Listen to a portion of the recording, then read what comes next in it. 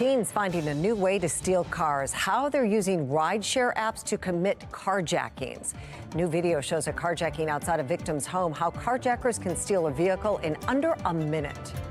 The Israel-Hamas war, once again a topic of debate at City Hall. The resolution City Council is looking at tonight.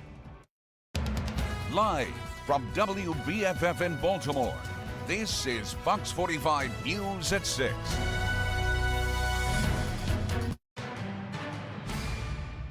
We're announcing that effective tomorrow, December 8th, service on our light rail system will be suspended. We recognize that this is a critical transit service, and this is not a decision that we've taken lightly. We begin tonight with breaking news that affects thousands of people across Maryland. MTA announcing it will be suspending its light rail service effective tomorrow. They say too many light rail cars are damaged following a fire in late October. They also say that connectors between cars have recent smoke issues. They plan to implement a shuttle bus service at all light rail stops starting tomorrow as they work to repair the light rail fleet. Light rail cars will be phased back in as they are repaired, but full light rail service will not return until 19 cars are available, and MTA doesn't know when that will be. MTA officials say this issue is not related to recent budget cuts. We'll have full coverage tonight on Fox 45 News at 10. Thank you for staying with us. I'm Mary Bubala. Fox 45 News learning new details about a recent carjacking. Last night, police announced the arrest of 4 teens in connection with the crime in Druid Hill Park. Investigators say the driver was working for a rideshare app at the time of the carjacking. They say the suspects used the app to call the driver, then assaulted him and stole his car. It's the latest example of juveniles using an app or website to commit a crime. In another case, authorities say 3 teens pretended to want to buy a pair of shoes from someone online, but instead robbed the seller in East Baltimore. Authorities say they are receiving more cases involving wanted juveniles. But whenever there's a situation where the person is presenting a threat to public safety, where their crimes directly influence people's decisions whether they want to leave the house or not, something has to be done, and that's why the United States Marshal Service is involved. We want to work with our local partners to take these violent individuals off the street, regardless of their age. As violent carjackings continue throughout the city, new video into our newsroom shows what appears to be an armed carjacking outside a victim's residence, all happening in under a minute. Fox 45's Mackenzie Frost takes a closer look at that case. This new video shows just how fast someone can have their car stolen. And this is one example that we're uncovering of this soaring crime that we're finding taking place in Senate President Bill Ferguson's district. In less than 60 seconds, a South Baltimore man pulls into his driveway, and at the ready, carjackers are waiting for an opportunity to strike. A red car blocks the driver in and put what looks like a gun up to the window. Another person pulls the driver out of the car. Watch it again. The 2 suspects hop out of the backseat of the car and demand a code from the driver. Then, in just seconds, the 2 suspects drive away, leaving the victim seen with his hands on his head, distraught. The video is another example of the soaring car theft problem in Baltimore City, and this crime taking place in Senate President Bill Ferguson's district. Fox 45 News digging into the data from the Mayor's Office of Neighborhood Safety and Engagement. District 46 includes communities from Federal Hill through Locust Point, Canton to Bayview, and down through Cherry Hill to Curtis Bay. From 2022 to now, car thefts increasing 166%. But in Ferguson's Patterson Park neighborhood, car thefts are up more than 380%. Property crimes up 32%, and robberies increasing 31% this year compared to last. What's very clear to me is we're going to fix this problem. The Senate President confident in lawmakers' ability to address the problem impacting communities statewide. Right now, we've got to send the message that to be very, very clear to young people, this can't continue. This will not continue. But details on how to accomplish that goal are being held close to the chest by leadership. You can only give out so many clubs to solve a problem. Political analyst John Deedy argues criminals are strategic. Obviously, these guys had it planned the way they did it. And elected leaders don't have a choice but to find a way to turn the trend lines around. Lawmakers are going to have to respond. Until something changes in Annapolis, crimes like this one, turning this Baltimorean into another statistic, could continue. John Deedy also says that City State's Attorney Ivan Bates will be one to watch during session to see what policy plans he's supporting, since Deedy says Bates is emerging as a leader in the crime fight. In the newsroom, Mackenzie Frost, Fox 45 News. Well, city council members again debating the Israel-Hamas war tonight, voting on a resolution 2. This comes after a different resolution to support Israel failed earlier this week at a city council meeting. Fox 45's Amy Simpson was at City Hall as tonight's council meeting got underway. After disruptions from protesters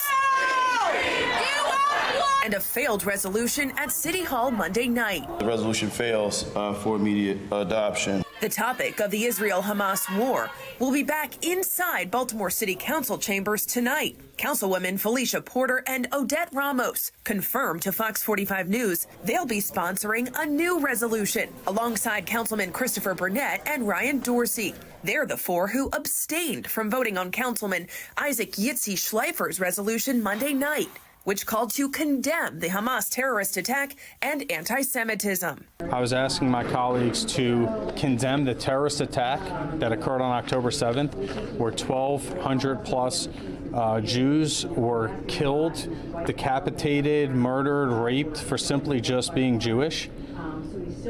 And the second thing it called for was just to condemn anti-Semitism.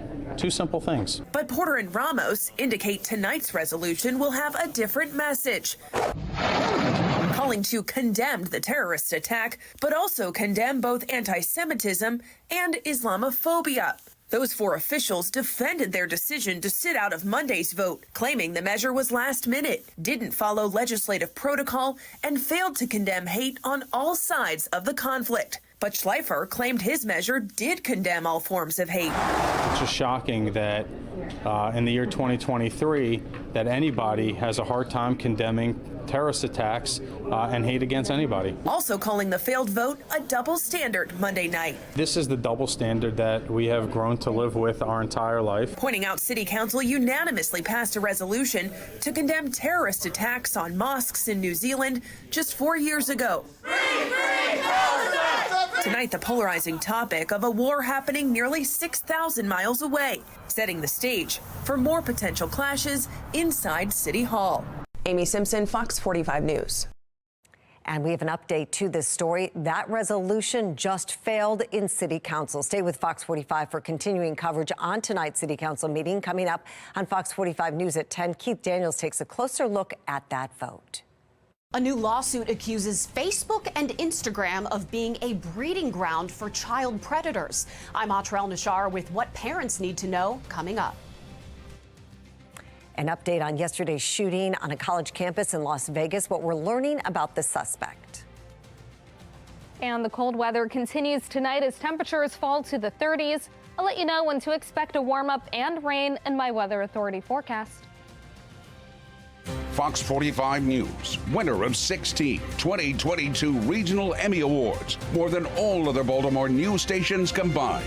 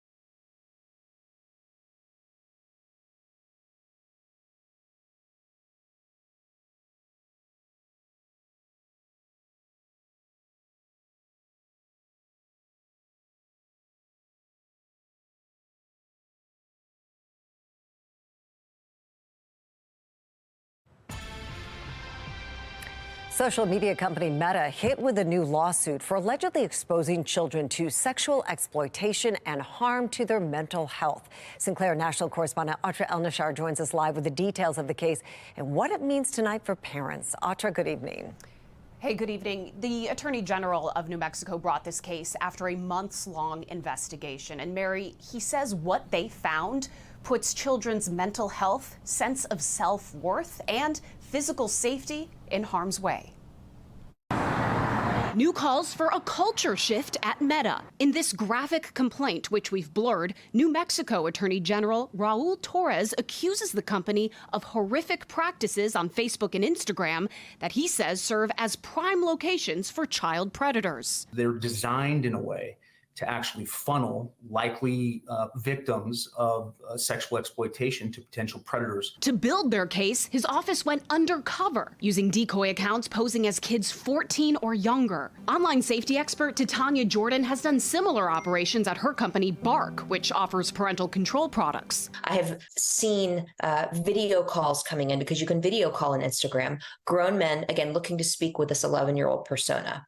It's stomach turning. In its response to the lawsuit, Meta says, we use sophisticated technology, hire child safety experts, report content to the National Center for Missing and Exploited Children, and share information and tools with other companies and law enforcement, including state attorneys general, to help root out predators. Torres is asking a judge to order specific changes to how the platforms organize and feed users' content. Meta whistleblowers have made national news for sounding the alarm about what they also say are dangerous practices executives are aware of. The more time you spend in-app engaging with the content in the app, the more successful they are, the more money they make. Tech industry leader Adam Kovacevic argues it's a mistake to assume platforms are only after short-term engagement. If people have an overall negative experience with their service, they're not coming back, right? And that's not what any service wants. They want people to have a positive experience on their platforms so that they return. Now, Meta is also facing lawsuits from dozens of other state attorneys general that claim Meta's platforms are intentionally addictive for minors. Now, Meta pushes back. They say that they prioritize teen online safety and that they're disappointed AGs would sue them instead of work with them to find solutions. All right, well, New Mexico's Attorney General also wants a product label for these platforms. What does he mean? From what we've heard him say, Mary, it sounds like he'd want something very similar to what you see on a carton of cigarettes or maybe a bottle of wine. A warning label that tells the user about the harms associated with the product that they're about to use. Now, would it be effective is one question, but also would it be legal is another. Social media companies have this liability protection called Section 230. It's a decades-old law that's, at least up until now, protected them from a lot of these kinds of lawsuits. We'll see if it stands up in a court of law, or if this really changes the practices of any of the platforms that us and our kids interact with every day. Absolutely. At least they're trying to think out of the box to protect kids. All right, Atra, live on Capitol Hill tonight for us. Thank you. Thanks. An update tonight on yesterday's shooting at the University of Nevada, Las Vegas. The person suspected of shooting and killing 3 people was a professor who recently applied for a job on campus. That's according to a report from the Associated Press, which cited an unnamed law enforcement official. The report says the gunman was a professor who had applied for a job at the school but was denied. He previously worked at East Carolina University in North Carolina. Las Vegas Mayor Carolyn Goodman calling the shooting tragic and telling reporters that it's time to do something to stop gun violence and mass shootings. The fear that permeated every one of those children, every one of those professors. It's a very difficult time, and it's time for us, as the adults, enough. It is enough. Goodman also said that someone very close to her was at UNLV during the shooting. Nevada Governor Joe Lombardo has also said that the state will provide resources to benefit the victims and their families. Police reportedly executed a search warrant last night at the suspected shooter's residence. As the 11th anniversary of the Sandy Hook Elementary School shooting approaches next week, Senate Democrats are calling on Congress to take action to stop gun violence. That if you change the laws of the nation, you save lives. That if you continue to change the laws of the nation, you save even more lives. It is not the result of government policy. It is the absence of action to stop gun violence. 21st graders and 6 teachers were killed at Sandy Hook. Senate Democrats praised the passage of last year's bipartisan gun bill, which enhanced background checks and invested money in mental health resources and school security. But they say it's not enough, calling for a ban on assault weapons and high-capacity magazines. Those are non-starters for Republicans who say additional gun control measures could impede on Americans' Second Amendment rights. We are getting ready for a very nice warm up this weekend, but tonight still dealing with those cold temperatures after another cloudy and gloomy and chilly day. Right now, temperatures sit at 45 with mostly cloudy skies over Baltimore. Winds at this time light out of the southwest, and notice that wind chill slightly lower than actual temperatures. So if you'll be going anywhere tonight, you will want the layers. Temperatures around the state are mainly in the low to mid 40s. We do have a couple of spots in the upper 30s. But overnight, of course, we're all going to fall to the 20s and 30s, getting ready for chilly temperatures once again. We are nice and dry around the state and pretty quiet around the region. We had a few very isolated showers earlier today, but now we're back to dry weather, and we're going to keep that mostly dry pattern into the first part of the weekend. Tonight, we'll have gradual clearing as temperatures drop to the 20s and 30s. Many of us waking up to temperatures just above freezing, but still, you'll want the layers for the morning. By the afternoon, you can expect a nice warm up. Our temperatures will reach the mid 50s and possibly the upper 50s, low 60s in some spots. This is about 11 degrees higher than today's temperatures and above average for this time of year. So tonight, clouds will gradually clear. We'll have plenty of sunshine throughout the day tomorrow and temperatures rising into the 50s. Then overnight and into Saturday, a few more clouds move in. We'll wake up to a few areas of patchy fog, but otherwise dry weather. We'll stay mostly dry throughout the day with more clouds arriving by the afternoon. Temperatures will reach the mid to upper 50s. An isolated shower can't be ruled out later into the evening. A few stray showers overnight are also possible, but it's later on Sunday when the rain moves into the state. There could be moments of heavy rain continuing into the evening and overnight. So if you have any plans for Sunday, be sure to have the rain gear handy and have a backup to move those plans inside. Showers could linger into early Monday morning, but we'll be back to dry weather for the afternoon, and we stay dry on Tuesday, Wednesday, and Thursday. Tonight, our temperatures will drop to 33 with gradual clearing. Then tomorrow, we're looking at a nice warm up and plenty of sunshine. High temperatures will reach the mid 50s, keeping us above average for this time of year, and the warm trend continues for the weekend. Coming up, we'll have a closer look at just how warm it gets and when to expect more rain in the exclusive 10-day forecast. Weather Window, presented by the National Weather Desk. This satellite time lapse gives a great view of a low pressure system over the Pacific that turned into an atmospheric river. It brought intense rainfall and flooding to the Pacific Northwest. The water levels are now receding, but there's still plenty of cleanup ahead. And on this Pearl Harbor Day, a gorgeous shot of a rainbow over the area where the USS Arizona Memorial is located. For more content like this, follow the National Weather Desk on Instagram. Candidates battle it out during the 4th Republican presidential debate. Who's standing out from the crowd in Donald Trump's absence?